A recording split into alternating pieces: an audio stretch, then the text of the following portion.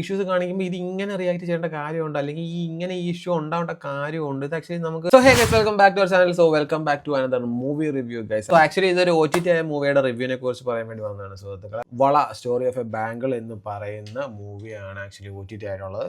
So തിയേറ്ററിൽ വന്നപ്പോൾ ഈ പടം കാണാൻ പറ്റിയില്ല. പടം അപ്പം ഡയറക്റ്റ് ചെയ്തേക്കുന്നത് മുഹാഷിൻ എന്ന് പറയുന്ന ആളാണ്. പടം റൈറ്റ് ചെയ്തേക്കുന്നത് ഹർഷാദ് എന്ന് പറയുന്ന ആളാണ്. പടത്തിന്റെ കാസ്റ്റിലേക്ക് വരികയാണെന്നുണ്ടെങ്കിൽ ധ്യാൻ ശ്രീനിവാസൻ, ലുക്മാൻ, വിജയരാഘവൻ, ശാന്തികൃഷ്ണ, രവീണ രവി, പിന്നെ ശീതള്, അർജുൻ രാധാകൃഷ്ണൻ, നവാസ്, പിന്നെ ഷാഫി കൊല്ലം, ഗോകുൽ, അബു സലീം, അങ്ങനെ കുറച്ചധികം ആൾക്കാർ, പിന്നെ ഗോവിന്ദ് വസന്ത് നമ്മുടെ മ്യൂസിക് ഡയറക്ടർ.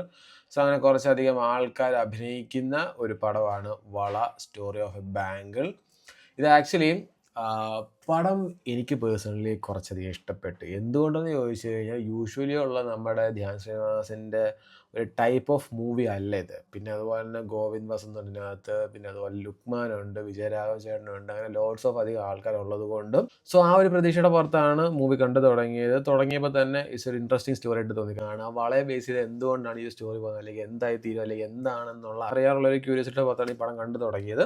സോ കണ്ടു തുടങ്ങിയപ്പം ഇറ്റ്സ് ഒരു ഇൻട്രസ്റ്റിംഗ് സാധനമാണ് സംഭവം. നമ്മൾ പല ആണുങ്ങൾ അല്ലെങ്കിൽ പല നായകന്മാരുടെ വാശികൾ, നായകൻ വില്ലൻ അങ്ങനെയൊക്കെയുള്ള കുറച്ച് ആൾക്കാരുടെ വാശി, അതിൻ്റെ പുറത്ത് പോകുന്ന പല പല മൂവീസൊക്കെ നമ്മൾ കണ്ടിട്ടുണ്ട്. സോ ഈ പടത്തിലേക്ക് വരുവാണെന്നുണ്ടെങ്കിൽ ധ്യാൻ ശ്രീനിവാസൻ ചെയ്ത ക്യാരക്ടറിൻ്റെ വൈഫായിട്ട് വരുന്ന പുള്ളിക്കാരത്തെയും ലുക്മാൻ ചെയ്ത ക്യാരക്ടറിൻ്റെ വൈഫായിട്ട് വരുന്ന പുള്ളിക്കാരത്തെയും ഇവർ തമ്മിലുള്ള ഒരു ഈഗോ ആണ്, അല്ലെങ്കിൽ ഇവർ തമ്മിലുള്ള ഒരു വാശി കാര്യങ്ങൾ. അതായത് ഒരാളുടെ കയ്യിലുള്ളൊരു വള, ആ വളയെ ചൊല്ലി വരുന്ന കുറച്ചധികം പ്രശ്നങ്ങളും അതെന്തുകൊണ്ടാണ് പ്രശ്നങ്ങൾ ഉണ്ടാകുന്നത്, അല്ലെങ്കിൽ എന്തായി തീരും എന്നുള്ളത് കുറേ കാര്യങ്ങളൊക്കെ പറഞ്ഞു പോകുന്നൊരു പടമാണ്. ലുക്മാനും ധ്യാൻ ശ്രീനിവാസനും വിജയരാഘവ ചേട്ടനും ഇവരുടെ ലൈഫുകൾ എങ്ങനെയൊക്കെയാണ് പോകുന്നത്, അല്ലെന്നുണ്ടെങ്കിൽ ഇവരുടെ ആ ഒരു ഫാമിലി ലൈഫ് എന്താണ്, ഏതാണ്, എങ്ങനെയൊക്കെയാണ് പോകുന്നത്. സോ ഇങ്ങനെ കാണിച്ചു പോകുന്ന ഈ 3 ആൾക്കാരെയാണ് കാണിക്കുന്നത്. പിന്നെ അതുപോലെ ഗോവിന്ദ് വസന്ത് ചെയ്തതിനകത്ത് ചെറിയൊരു വില്ലൻ റോളും കാര്യങ്ങളാണ്. പുള്ളിയുടെ രൂപത്തിനും പുള്ളിയുടെ ആ ഒരു ആറ്റിറ്റ്യൂഡ്, മാനറിസം ഒക്കെ ഒരു പടത്തിൽ യൂസ് ചെയ്തതിന് എന്തുകൊണ്ടും എന്താ പറയുക നല്ലോണം ചേർന്നിട്ടുണ്ട്. കൊള്ളാം, ഐ ലൈക്ക് ഇറ്റ്. സോ ഈ പടത്തിൻ്റെ തുടക്കത്തിൽ തന്നെ ഈ ഒരു വളയുടെ ഒറിജിൻ സ്റ്റോറി ഒരു ചെറിയൊരു ആനിമേഷൻ ചെയ്ത് അവർ കാണിച്ച് പോകുന്നുണ്ട്.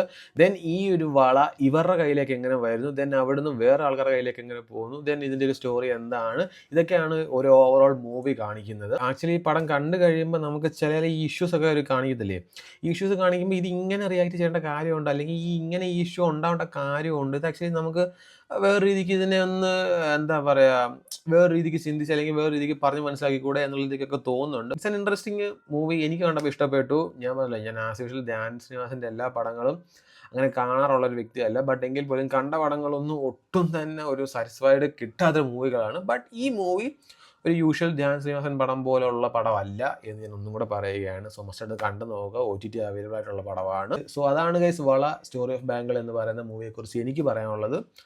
സോ യെസ് ഗൈസ്, അപ്പോൾ അത്രേ ഉള്ളൂ. ടാറ്റാ, ബൈ.